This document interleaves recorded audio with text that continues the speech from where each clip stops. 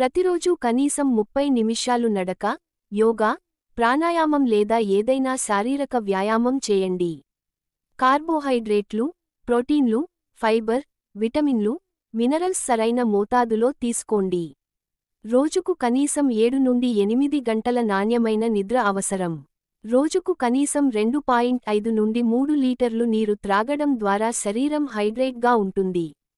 తిన్న ఆహారం బాగా నమలడం జీర్ణక్రియకు మేలు చేస్తుంది. ఉప్పు, చక్కెర, నూనె పరిమితం చేయండి. ఎక్కువగా తీసుకోవడం వలన డయాబెటిస్, బీపీ వంటి సమస్యలు కలగొచ్చు.